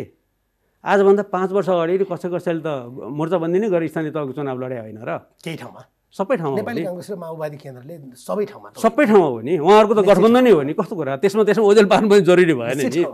गठबन्धन नै हो उहाँहरूको गठबन्धन नै थियो। गठबन्धनले परिणाम ल्याएन, अर्कै कुरा हो होइन। उहाँहरूले गठबन्धन बनाएर एमालेको विरुद्ध लड्दाखेरि पनि त्यतिखेर हामीलाई अहिले तपाईँले चाहिँ अरू विषयमा चाहिँ तपाईँहरू बदनाम हुनुहुन्छ भनेर चाहिँ क्वेसन गरिरहेको जस्तै त्यतिखेर एकदम एमाले चाहिँ तराईमा अलोकप्रिय छ भनेर प्रचार गरिरहेको थियो नि होइन। त्यतिखेर हामीले मोर देन 45% ठाउँमा चाहिँ चुनाव जित्यौँ नि त होइन। स्थानीय तहमा पनि तपाईँहरू एक्लै हिसाब गर्नु। स्थानीय तहको कुरा गर्दैछु मैले, स्थानीय तहको कुरा गर्दैछु। अर्कोमा त माओवादीसित मिलेर हामीले गठबन्धन बनायो, हामीले त्यहाँ जित्यौँ, अर्कै कुरा भयो त्यो। त्यसो हुँदाखेरि अहिले जुन पक्षहरू एमाले एक्लै पारेर चुनाव लड्ने भनिरहेछन् र हामी स्थानीय तहको चुनाव आउनु त भनेर भनिरहेछौँ नि, ती पक्षहरूसित हामीले टेस्टै गरिसक्यौँ त पहिला। हाम्रो त उहाँहरू के हो भने सक्नुहुन्छ, आँट छ, आफै पार्टी हौँ दरौँ भनी खुट्टा टेक्न सक्नुहुन्छ भने आउनुहोस्, एक्लै चुनाव लडौँ।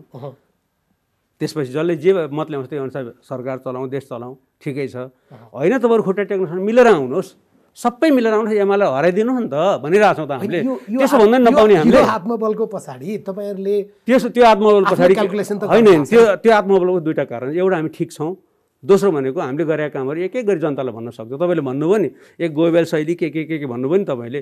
हामी त चुनावमा जाँदाखेरि त अहिले त अरू कुरा भन्दैन भने विरुद्ध प्रचारलाई प्रचार भन्नुहोला, कुप्रचार भयो भने त गोबेल छ। त्यो कुप्रचारलाई त हामीले केही पनि भन्नै पर्दैन कि। स्थानीय तहको चुनावमा जाँदाखेरि 5 वर्ष अगाडि के गर्छौँ भनेको थियौँ, के भयो हेर्नुहोस् गर्छौँ भनिदिन्छौँ नि हामी। थाहा छैन, दिँदैन नि त भोट, किन टाउको त हो नि, हामीले गर्न सकेन छौँ। पत्रमा भनेका जति कुरा त न हिजोका कसैले पुरा गर्थ्यो न अहिले यो सरकार। ठिकै छ, जम्मै ऱ्यासनल हुन्छ नि त। त्यसमा तपाईँ हामी किन चिन्ता लिने, जनतालाई दिनु, लेट पिपुल डिसाइड होइन। म पनि जनता पनि त्यो ठिक छ, तपाईँ डिसाइड गर्नु होला नि, तपाईँको एक भोट पनि महत्त्व छ त। त्यतिखेर तपाईँलाई यो एमाले बेठिक रहेछ भने भोट नदिनुहोस् न। मैले आएर तपाईँसँग मैले भोट माग्नु पर्ने थियो है, म बरु भोट नदिनुहोस् भन्दैछु कि तपाईँलाई। तपाईँको क्यालकुलेसन चाहिँ किनभने तपाईँहरू आफ्नो कन्तुरमा त एक प्रकारको क्यालकुलेसन बनाएर बस्नु भएको छ नि। अब चुनाव भयो भने उनीहरू गठबन्धन भएर लड्न आउँदा पनि नेकपा एमाले चुनाव जित्छ हो। हिजोको जनमतसँग हो, हाम्रो जनमत केही भएको छैन। हिजोको प्रतिशत मैले दुईवटा तपाईँलाई चाहिँ पहिला पनि भनेको छु। पहिला हाम्रो क्याडर पङ्क्ति ठिक छ भन्ने कुरा हामीले गोदावरीबाट पुष्टि गऱ्यौँ। दोस्रो जनआधार ठिक छ भन्ने कुरा चितवनबाट पुष्टि गरेका छौँ।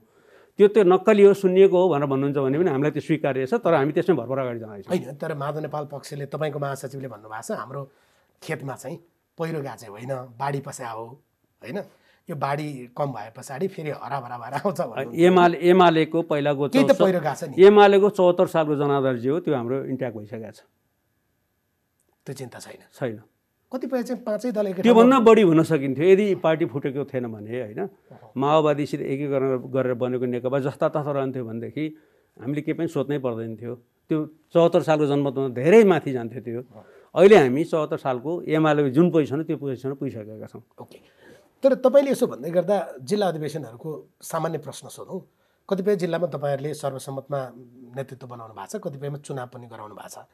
चुनाव भइसक्दा या सर्वसम्मत गराउँदा चाहिँ कतिपयले, जस्तै टिकारामजीको कुरा गरौँ दाङमा होइन, मैले एउटा उदाहरण मात्रै लिएको, काठमाडौँमा रामवीरको कुरा गरौँ, कतिले चाहिँ नेतृत्वले एकाधिकार गर्यो भनेर चित्त दुखाएको, त्यो चित्त दुख्नु भनेको त घर छोड्नुसम्म पनि पुग्न सक्छ या पार्टीलाई हानि हुन्छ नि। यसमा केसवाइज जानु हुँदैन यस्तो कुराहरूमा जनरलाइज गरेर बोल्न मिल्दैन। मैले केही नाम मात्रै भनेको ठिकै छ सम्मानका साथ होइन कोही साथीहरूको चित्त दुखाएको छ भने तिनीहरूलाई सम्झाइन्छ नि त के भयो त्यसमा मूल्याङ्कन गर्छ पार्टीले। कोही पनि साथीहरूले घर छोड्नु हुँदैन। जस्तै सुभाष कर्मचारीले त चुनाव अगाडि नै पार्टी छोडिदिनु उहाँ त पहिला पनि असहमतमै हुनुहुन्थ्यो र पछि माधव नेपाललाई छोडेर यता आउनुभएको थियो। पछि उहाँले फेरि उहाँका केही मागहरू थिए, माग पुरा भएनन्। त्यसपछि हामीले तपाईँ ठाउँमा बस्नुहोस् भन्यौँ, उहाँले चित्त दुखाउनु भयो, जानुभयो। ठिक छ, उहाँ नजानु पर्थ्यो, कोही पनि जानु हुँदैन थियो। माधव नेपाल पनि जानु हुँदैन थियो पहिला त मेरो त्यो भनाइ हो। अब चाहिँ माधव नेपाल आउनुपर्छ भने होइन, फेरि यो क्लियर हुनु अब आउनुपर्छ भन्ने छैन, जरुरी छैन। किन 70 वर्षको उमेर राखेको छ, 70 नआएपछि उहाँ हाम्रो नेता बन्न सक्नुहुन्न।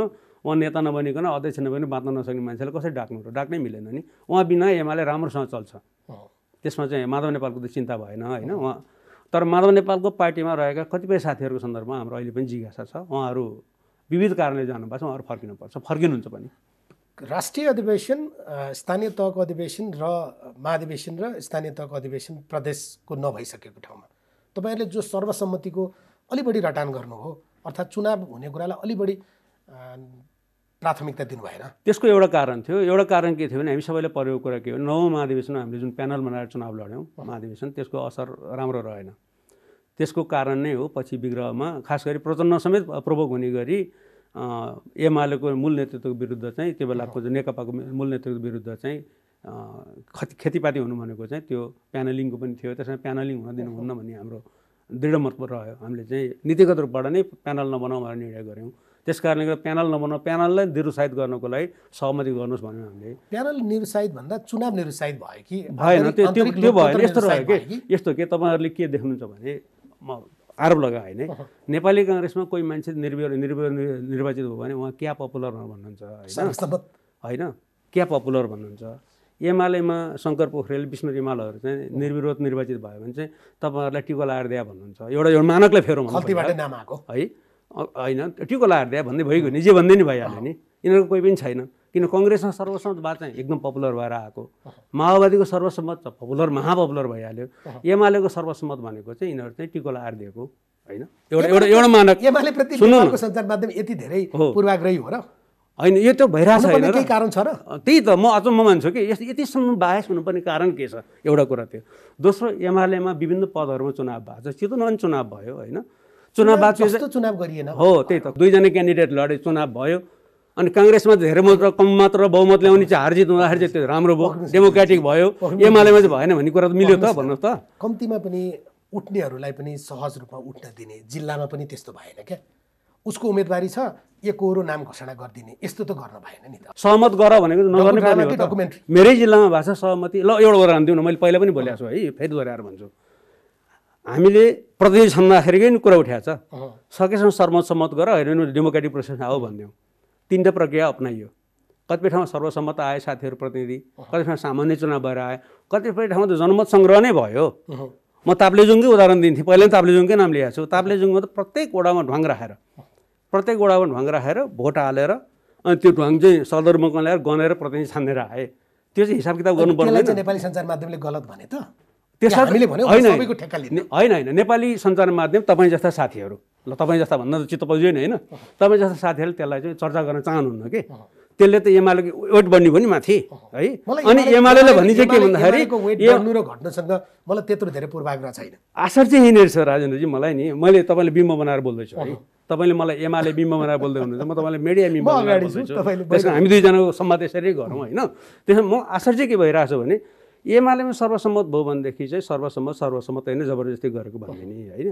एमालेको अध्यक्ष लोकप्रिय होइन, ओलीमय भयो, ओली व्यसन भयो भन्दिने है। अनि यो अधिवेशनमा चुनाव सबै प्रकारको चाहिँ लोकतन्त्र अभ्यास गरेको भए पनि अध्यक्ष केपी ओली नै हुनुहुन्थ्यो। गरियो त त्यही, त्यो सबै त्यही गरियो त। चुनाव चाहनेले चुनाव गर्न दियो, सर्वसम्मत गरियो। अनि त्यसलाई तर भीम रावलप्रति जो व्यवहार देखाइयो त्यस के व्यवहार देखायो? उहाँले चुनाव लड्न दिएन। उहाँको तपाईँ घोषणापत्र खोज्नेदेखि लिएर कसले घोषणापत्र खोज्यो, कहाँ खोज्यो? म भीम रावललाई नै तपाईँलाई उहाँको अभिव्यक्ति नै सुनाइदिन्छु। ठिक छ होइन, तपाईँले विरोध गर्ने मान्छे माधव नेपाललाई सोध्नुहोस् न, उहाँले राम्रो कुरा भन्नु। सोध्नुहोस् न माधव नेपाललाई सोध्नु, हाम्रो कुरा गर्नु छ हो। हाम्रै दलमा भयो नि, भीम रावलले उहाँले प्रचार गर्नु भयो नि त, उहाँले बान्नु भयो नि त उहाँले। अब तपाईँहरूको अर्को चाहिँ अलि बढी डबल स्ट्यान्ड देखियो भन्ने आरोप चाहिँ, तपाईँ निर्वाचन आयोगको बैठकमा जानुभयो होइन? हो, त्यो बैठकमा एकीकृत समाजवादीको रामकुमारजी जानुभएको थियो होइन? आउनु भएको थियो। तपाईँको अध्यक्ष नेपाली कङ्ग्रेसको महाधिवेशनमा जानुभयो होइन? जानुभयो।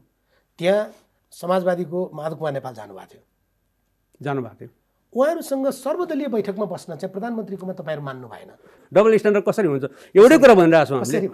तपाईँको घरमा संसदमा उनीहरू होइन, एउटा कुरा गरौँ, एउटा कुरा भन्छु म तपाईँलाई। माधव नेपाल संसदमा हुनु चाहिँ हुनुहुन्न अहिले? सांसद हुनुहुन्छ। अनि हामी त्यहाँ गएको छौँ कि छैनौँ अहिले? उहाँको सांसद चाहिँ तपाईँहरू मान्नुहुन्न? मान्दैन, हामी जान त गएको छौँ नि। तपाईँ घरमा माधव नेपाल डाक्नुहोस्, केपी ओली डाक्नुहोस्, हामी आउँदैनौँ तपाईँ घरमा डाक्दाखेरि। तर कुरा के हो भने माधव नेपालको दल हामी प्राकृतिक दल मान्दैनौँ। 14जना सांसदलाई मान्नु। माधव नेपालको दललाई हामीले प्राकृतिक दल मान्दैनौँ अहिले। किन मान्दैनौँ भन्दाखेरि एउटा उहाँहरूको सांसद, दुईवटा कुरा छ यहाँ फेरि। सांसद मात्रै होइन, सांसद जबरजस्ती सभामुखज्यूले घोषणा गरिदिनु भएको र उहाँले कानुनविद नभएको भन्ने हाम्रो भनाइ छ। सूचना टाँसिदिनु भएन हो, हाम्रो भनाइ छ। किनभने कानुन उल्लङ्घन गर्नुभयो उहाँले, त्यहाँ डबल स्ट्यान्डर्ड देखाउनु भयो। प्रचण्डजीले निकालेका मान्छेहरूलाई दिन देर उहाँले स्याक गर्नुभयो र एमाले विधिपूर्वक ढङ्गले निकालेका मान्छेलाई उहाँले जोगाएर राखेर पार्टी फुटाउनलाई मद्दत गर्नुभयो। हाम्रो भनाइ त यति त हो। त्यो विषयमा हो, एउटै विषय संसदको सन्दर्भमा त्यो हो। त्यसपछि निर्वाचन आयोगले पनि विधि नै नपुगिकन त्यो दल दर्ता गरिदियो। हाम्रो भनाइ त्यो हो। त्यो दुईवटा कारणले गर्दा यो दललाई हामीले प्राकृतिक मानेका छैन। सुन्नुहोस्, अब यस्ता निर्वाचन आयोगकै विरुद्ध त छैनौँ नि त हामीले, त्यसले बेठी गऱ्यो भनेर आएको छौँ। हामी सभामुखको विरुद्ध छौँ, तर संसदमा गइरहेको छैनौँ नि त। प्रधानमन्त्रीले बोलाएको सर्वदलीय बैठकमा कसैको विरुद्ध पनि छैनौँ, स्वयं व्यक्तिगत रूपमा माधव नेपालको विरुद्ध पनि छैनौँ हामी। किन हुनु पर्यो? प्रधानमन्त्रीले बोलाएको सर्वदलीय बैठकमा चाहिँ किन नगएको? हो, हामीले त्यहाँ चाहिँ उहाँहरूले दल मान्दैनौँ कि त्यहाँ निर्वाचन आयोगले त कसलाई डाक्ने मतलब भएन नि त हामीलाई। यहाँ त कुरा त्यही हो नि त। हामीप्रति चाहिँ सानो कुरा गर्दा नि एमाले तँलाई पख भने जस्तो गरिदिने, अनि बिचरा माधव नेपाल भनेको छ, माधव नेपालको किन नगा भनेको छ, फलाउनु आउनुभएको थियो, तेरो जात त गइहाल्यो नि, फेरि किन यस्तो गरे भने यो राम्रो भएन भन्ने लाग्यो। सर्वदलीय बैठकमा चाहिँ किन नगा भनेको? होइन, सर्वदलीय बैठकमा हामीले भनेका थियौँ कि यो जुन विषय हो नि त्यो विषयमा हामी त्यो दललाई दल मान्दैनौँ।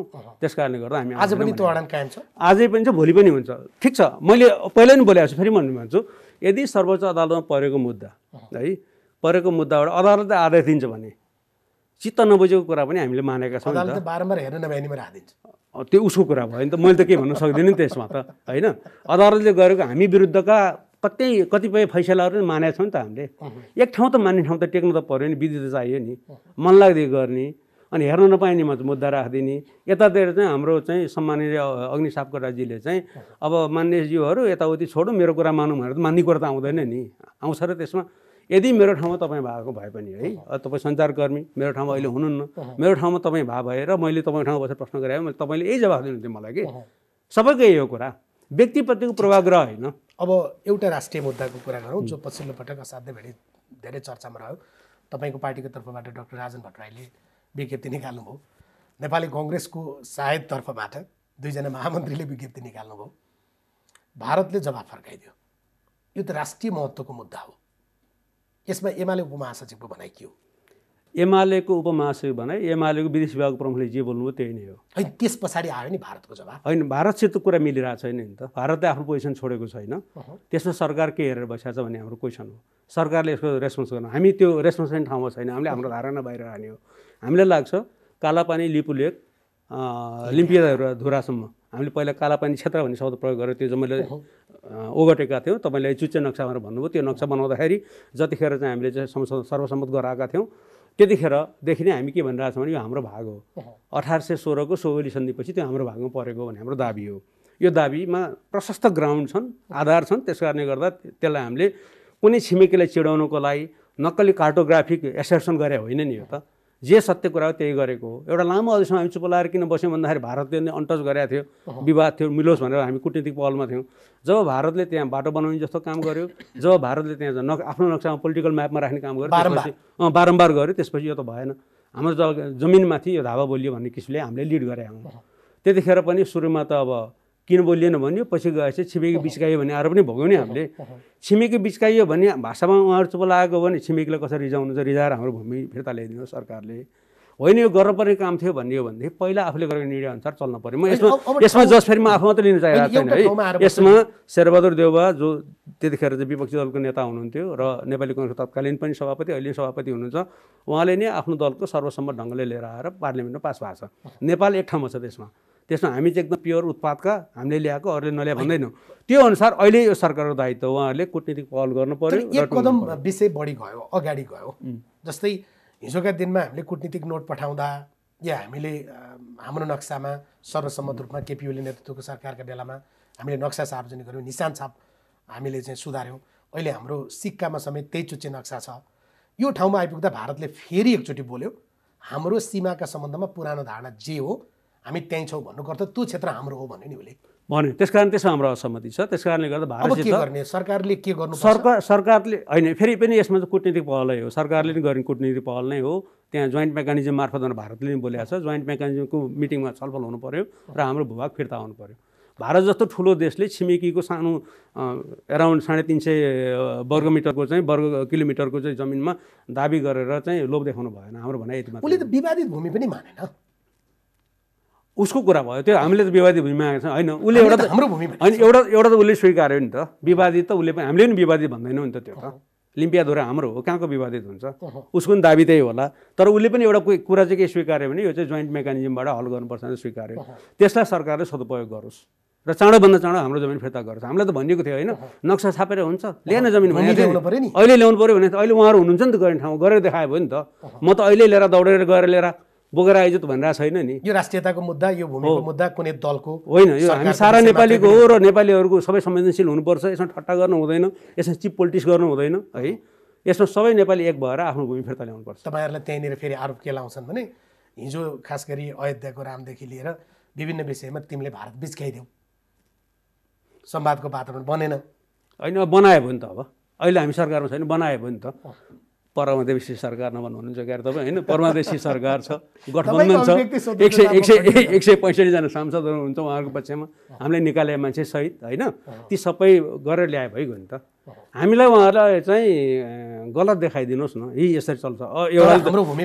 एउटाले भन्दै हुनुहुन्थ्यो नि, त्यो जतिखेर चाहिँ शेरबहादुर दाइले चाहिँ अब विश्वासको मत लिँदै हुनुहुन्थ्यो पार्लियामेन्टमा, 1 महिना पनि कुर्नु भएन होइन, चाँडै लिनुभएको थियो। विश्वासको मत लिँदाखेरि सत्ताधारी दलको एकजना मन्त्रीले भन्दै हुनुहुन्थ्यो सरकार कसरी चलाउने हामी गरेर देखाउँछौँ भन्नुहुन्थ्यो नि। उहाँ मन्त्री भएर मन्त्रीबाट राजीनामा नि दिन्छ। होइन, व्यक्तिमा जान चाहन्न, त्यहाँ दलको कुरा न भयो, त्यो उहाँको व्यक्तिगत कुरा थिएन होला नि त। त्यो दलले भनेको थियो नि, त्यो सत्तारूढ गठबन्धनबाट बडो हुङ्कारका साथ सरकार कसरी चलाउनु पर्छ हेर देखाउँछौँ हामी भन्नुभएको थियो नि होइन। हामी त हेरि नै रहेछौँ, तपाईँ नि हेरिरहनु भएको छ नि सरकार यसरी चल्दो रहेछ भनेर। त्यसै गरी उहाँहरूले त्यो फिर्ता ल्याइदियो भयो नि त, हामी हेर्छौँ नि त, धन्यवाद पनि भनौँला। त्यसका लागि सरकारले कूटनीतिक पहल गर्नु पर्यो र विपक्षी दलको हिसाबले, प्रमुख प्रतिपक्षी दल र संसद सबभन्दा ठुलो दलको नाताले हाम्रो पार्टी, हाम्रो दल सरकारलाई आफ्नो भूमि फिर्ता ल्याउनेमा हाम्रो पुरा सहयोग गर्छ। गठबन्धन भत्काउन लागिरहनु भएको छ, खास गरी एमसिसीको मुद्दामा भन्ने यो धेरै पटक दिइसकेको जवाफ होला। किन उहाँहरू त्यति कमजोर हुनुहुन्छ अरे, त्यो गठबन्धन बनाउनेहरूलाई सोध्नुपर्छ। यो उहाँहरूको गठबन्धन कति दिन टिक्छ उहाँहरूले भन्ने कुरा हो, हामीले भन्ने कुरा हामीले बनाएको होइन नि। त्यो त अदालतले एमसिसी पारित गर्नु छ भने गठबन्धनबाट बाहिर आऊ भन्ने हामी त्यसमा प्रवेशै गरेका छैन। तपाईँहरू भ्रम नपरोस् है, हामीले एमसिसीको सन्दर्भमा सरकारको पोजिसन क्लियर भएन भनिरहेको छौँ। अर्को कुरा नि भनेको छौँ हामीले, पहिला एमसिसी विकासको एजेन्डा थियो, अहिले एमसिसी चाहिँ राजनीतिक एजेन्डा बनाएको छ। राजनीतिक एजेन्डा बनाइयो कसरी थपियो त्यो? किनभने उहाँहरूले पहिला पनि विकास गर्ने हिसाबले काम गर्न दिनु भएन र राजनीति स्टन्टबाजी गर्नुभयो। अहिले पनि उहाँहरू स्टन्टबाजी नै गरिरहनु भएको छ। त्यस कारणले गर्दा पहिला सत्तारूढ गठबन्धनले भन्नु पर्यो, त्यो उहाँहरूले पार्लियामेन्टमा त्यसलाई टेबल गर्ने हो कि होइन, त्यो त उहाँहरूको काम हो नि। सभामुख अग्नि सापकोटा मान्नुहुन्छ कि मान्नुहुन्न? त्यो उहाँहरू होइन, होल म सभामुख महोदयलाई मात्र किन दोष दिउँ यसमा। सिङ्गो गठबन्धनको पोजिसन के हो, उहाँहरूले कार्यदल दुनियाँ बनाइरहनु भएको छ होइन। यसलाई यसरी बुझ्दैऊ, पहिला यो विकासको एजेन्डा थियो, त्यो कारण एमाले यसको पक्षमा थियो। आज यसमा राजनीति एमाले दुईवटा कारणले त्यसको पक्षमा थियो। एउटा पहिला पूर्ववर्ती सरकारले गरेको सम्झौता सरकार निरन्तरता हो भन्ने हिसाबले ठिक बेठिक आफ्नो मत जेसुकै भए पनि हामीले त्यसलाई क्यारी फरवर्ड गरेका थियौँ। हाम्रो दलभित्र मत पक्ष विपक्षमा बाँडिएको थियो, तपाईँहरू सबैलाई थाहा छ। कार्यदलले त्यति हुँदाहुँदै पनि हामीले यसलाई चाहिँ अगाडि बढाउनुपर्छ, किनभने अघिल्लो सरकारले गरेको हो, संसदले डिसाइड गर्छ भनेर हामीले अगाडि बढाएको थियौँ। संसदको त्यसले मुख देखाउनै पाएन, हामीले टेबल गर्थ्यौँ, त्यहाँ थन्केर बसिरह्यो। अहिले हामी सरकारमा छैनौँ, सरकारमा नभएपछि उहाँहरूले पहिला त्यसमा एउटा प्ले गर्नुभयो, अहिले उहाँहरू आफै रुममा लिइरहनु भएको छ। उहाँहरूको पोजिसन के हो हामीलाई थाहा छैन। हामीलाई सोद्धाखेरि हामीले के भनेको तपाईँ पहिला बोल्नुहोस् भनिरहेको छौँ। हामीलाई आशंका के हो भने उहाँहरू यसलाई पास गर्ने अथवा फेल गर्ने भन्दा नि यसमा राजनीति गर्न खोजिरहनु भएको छ। साँच्चै उहाँहरूले गर्नु चाहेको भने आओस्, आएपछि कुरा गरौँला के गर्ने। उहाँहरूलाई सकस छ नि, किनभने माओवादी केन्द्र र एकीकृत समाजवादीभित्र विवाद छ। एमाले हामी साथ दिन्छौँ भन्यो भने काङ्ग्रेसले बल्ल ल्याउला। अनि के गठबन्धन बनाएको त्यो के विकासको एजेन्डा नमिल्ने केमा नमिल्ने के बनाएको त्यो गठबन्धन? सबै कुरामा गठबन्धन कहाँ मिल्छ त? अनि किन बनाएको भने नि गठबन्धन त के खास उद्देश्यले होला नि? त्यसको उद्देश्य के त? एमाले हराउन होइन, मेरो ठिकै छ, एमाले हराएर पाउनुहुन्छ के त? उहाँहरूले मुलुक पनि बन्दैन, कोरोनाबाट मान्छे पनि जोगिँदैन, एमालेले हारेर फाइदा पाउनु भएको छ। मुलुकलाई फाइदा हुने भने एमाले हारिदिन्छ, सँगैचोटि हारिदिन्छ, केही चिन्ता भएन एमालेलाई हार्नलाई। मुलुक बन्नु पर्यो, मुलुक पनि बन्दैनन्, जनता पनि बन्दैनन्, यो चाहिँ जुन भद्रगोल छ त्यो पनि टुङ्गो हुँदैन। एमालेलाई हराएर फाइदा के भयो त? उहाँहरूले के बनाएको यो गठबन्धन? मेरो पनि क्वेसन यही हो, गठबन्धनमा उहाँहरू डराइरहनु भएको छ, किन डराएको म जान्दिनँ। मिलेरै गरे होला, कागजपत्र होला, तमसुक होला उहाँहरूको। त्यो तमसुक भ्यालिड छ भने त गठबन्धन जोगिहाल्छ नि। हामीले भत्काएर भत्किन्छ र हामीले बनाइदिएको गठबन्धन हो र। श्रीमानहरूले पनि त जोगाइदिनुहुन्छ होला नि त। सडकका श्रीमान, अदालतभित्रका श्रीमान सबै लागेर बनायो हो नि त, यो होइन र भन्नुहोस् त। दाईहरू हुनुहुन्छ फेरि त्यहाँ एकदम चाहिँ बहस गर्ने, दाइगिरी पनि छ, भाइगिरी पनि छ, त्यो जम्मै छ त। यति दौरो गठबन्धन किन आत्तिएको? धन्यवाद। हस्, धन्यवाद। विष्णु रिमाल, नेकपा एमालेका उपमहासचिवसँग आज हामीले एमाले जोडिएका महत्त्वपूर्ण विषय या सरकारले गरिरहेका काम या गर्न नसकेका काम र राष्ट्रिय महत्त्वका मुद्दाका विषयमा एकछिन प्रश्न सोध्यौँ। कार्यक्रम आजका लागि सकिन्छ। नमस्कार।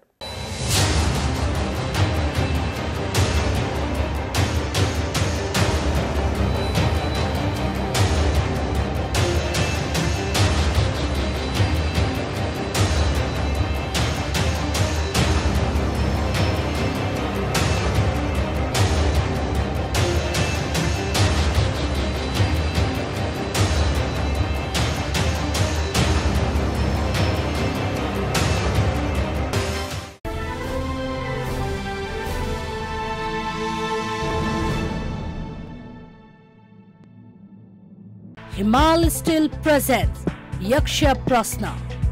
हिमाल स्टिल, हिमालले बढी सुरक्षित घर बनाउँछ।